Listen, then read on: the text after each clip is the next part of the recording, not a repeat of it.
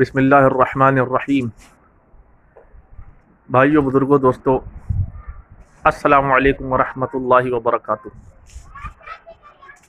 دیکھیے، آج ایک بہت ہی اہم مسئلے پہ میں بات کرنے چلا ہوں۔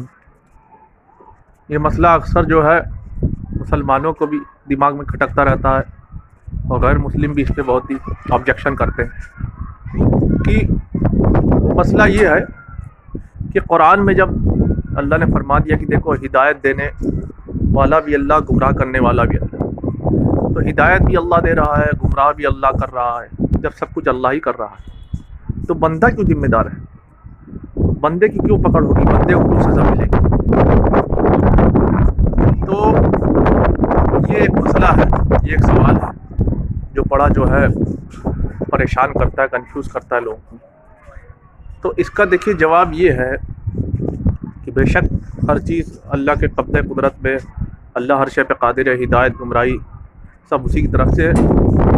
لیکن یہ کہ دیکھیے اللہ نے ہدایت اور گمراہی دونوں کو واضح کر دیا کہ دیکھو یہ ہدایت کا راستہ ہے اور یہ گمراہی کا راستہ ہے، یہ نیکی کا راستہ ہے، یہ بدی کا راستہ ہے، یہ اچھائی کا راستہ ہے، یہ برائی کا راستہ ہے۔ اس راستے پہ چلو گے تو جنت ملے گی، اچھائی کے راستے پہ، ہدایت کے راستے پہ، نیکی کے راستے پہ چلو گے تو دنیا میں بھی عافیت اور خیر ہوگی اور آخرت میں بھی اللہ کی مغفرت، اللہ کی رحمت حاصل ہوگی، جنت حاصل ہوگی، اللہ خوش ہوگا۔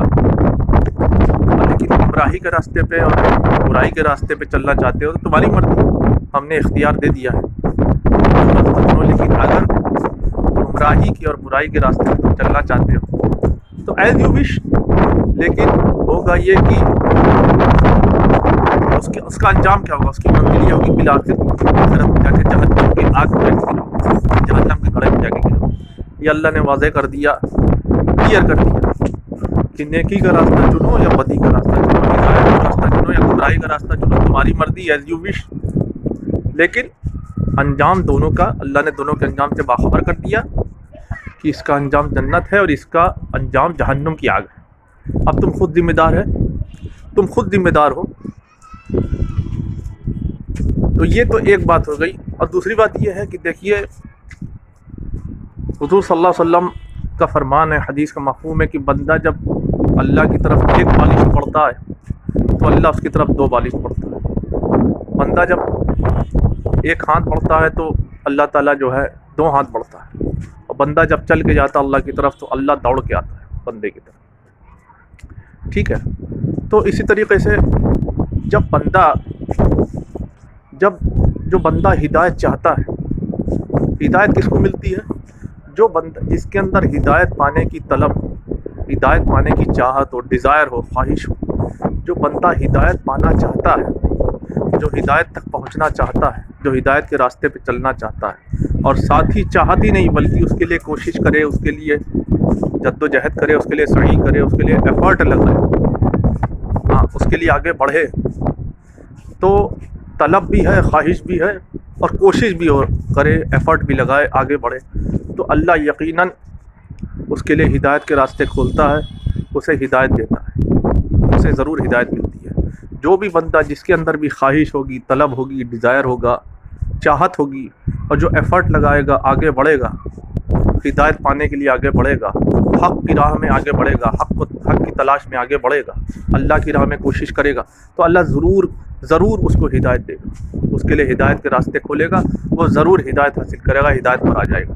لیکن دوسری طرف ایک بندہ ہے جو ہدایت چاہتا ہی نہیں، اس کے اندر ہدایت کی کوئی طلب ہی نہیں، کوئی خواہش ہی نہیں، کوئی چاہت ہی نہیں، کوئی تڑپ ہی نہیں ہے، کوئی ڈیزائر ہی نہیں اس کے اندر، اور نہ اس کے لیے کوشش کر رہا ہے، نہ اس کے لیے ایفرٹ لگا رہا ہے، نہ آگے بڑھ رہا ہے، بلکہ رد کرنے میں لگا ہے، ریجیکٹ کرنے میں لگا ہے، جھٹلانے میں لگا ہوا ہے۔ ہدایت منکشف ہو رہی ہے، بار بار اللہ تعالیٰ ہدایت اس کے سامنے ظاہر کر رہا ہے، بار بار انکشاف ہو رہا ہے ہدایت کا، اور وہ جناب ہیں وہ رد کرنے میں لگے ہیں، وہ ریجیکٹ کرنے میں لگے ہیں، وہ جھٹلانے میں لگے ہوئے ہیں۔ تو ایسے بندے کو کیسی ہدایت مل جائے گی بتائیے؟ نہ تو چاہت ہے، نہ تو طلب ہے، نہ کوشش کر رہا ہے، نہ ایفرٹ لگا رہا ہے، تو ہدایت کوئی سے گھٹیا شے تو ہے نہیں، کوئی گری پڑی چیز تو ہے نہیں نا۔ کہ کسی کو بھی مل جائے گی. کوئی لڈو تو ہے نہیں کہ منہ کھولے اور اندر ڈال دیے جو ہے. ہدایت تو وہ چیز ہے کہ جس پہ دنیا اور آخرت دونوں کی کامیابی منحصر ہے. دنیا اور آخرت دونوں کی کامیابی ہدایت پر ڈپینڈ ہے.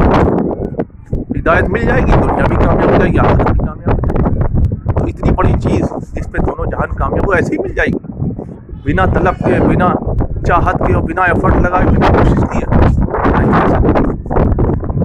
جب تمہارے اندر طلب ہی نہیں, جب تمہارے اندر چاہت ہی نہیں, جب تمہارے اندر کوئی قیمت ہی نہیں, کوئی ویلیو ہی نہیں, تم ایفرٹ ہی نہیں لگا رہے ہو, تم کوشش ہی نہیں کر رہے, تم آگے بڑھنا ہی نہیں چاہتے, بلکہ الٹا ہدایت منکشف ہو رہی ہے تو رد کرنے میں لگے ہو, ریجیکٹ کرنے میں لگے ہو, جھٹلانے میں لگے ہو, تو کاہے کو ہدایت ملے گی؟ جاؤ اللہ تعالیٰ کے بھائی گمراہ رہو.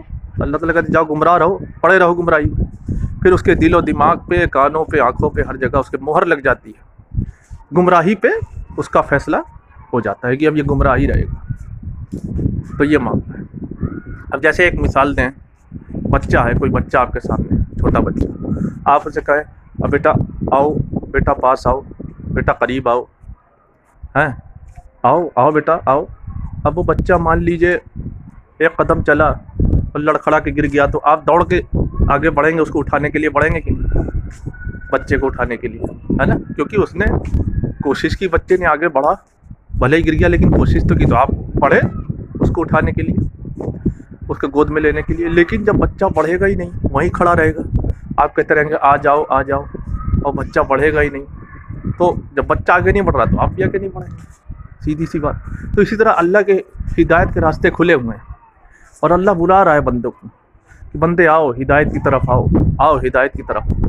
پیغمبر کو بھیج رہا ہے, کتاب کو بھیج رہا ہے, قرآن کو بھیج رہے ہیں, شریعت کو بھیج رہے ہیں, پیغمبر کو بھیج رہے ہیں, دین کو بھیج رہے ہیں کہ آؤ ہدایت کی طرف آؤ.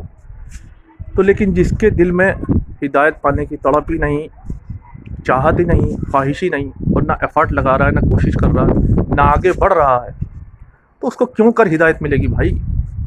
کیسے ملے گی ہدایت؟ بالکل نہیں مل سکتی. ایسا بندہ پھر گمراہی میں پڑا رہے جو ہے, اس کی گمراہی کے لیے اس پر مہر لگا دی جاتی ہے کہ یہ گمراہی رہے.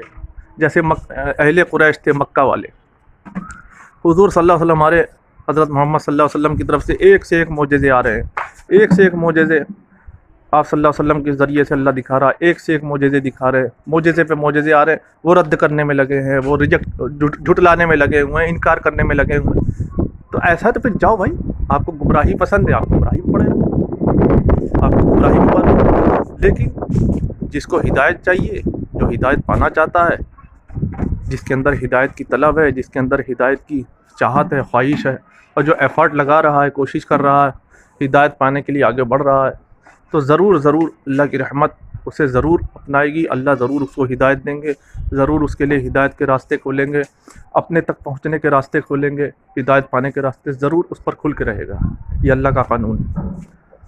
جیسا کہ شروع میں کہا گیا تھا کہ ایک بالشت بندہ بڑھے گا تو اللہ دو بالشت بڑھتا ہے, ایک ہاتھ بڑھے گا تو اللہ دو ہاتھ بڑھے گا, اور چل کے جائے گا بندہ تو اللہ دوڑ کے آتا ہے. ذرا سا بھی اگر آپ ایفرٹ لگائیں گے, ذرا سا بھی کوشش کریں گے, آپ کے اندر ذرا سا بھی سچا اخلاص ہے, سچے دل سے آپ کے اندر سچا اخلاص ہے, نیت آپ کی سچی ہے, تو اللہ کی رحمت ضرور ضرور متوجہ ہوتی ہے.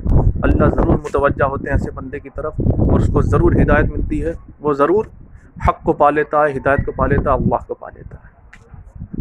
تو یہ امید کرتا ہوں کہ یہ مسئلہ اچھی طرح سے سمجھ میں آ گیا ہوگا کہ کیوں آدمی خود ذمہ دار ہے اپنی گمراہی کا, اپنے برے اعمال کی سزا پانے کے لیے آدمی خود ذمہ دار کیوں ہے, کیوں ہم اللہ کے اوپر نہیں تھوپ سکتے, اللہ کے اوپر نہیں ڈال سکتے.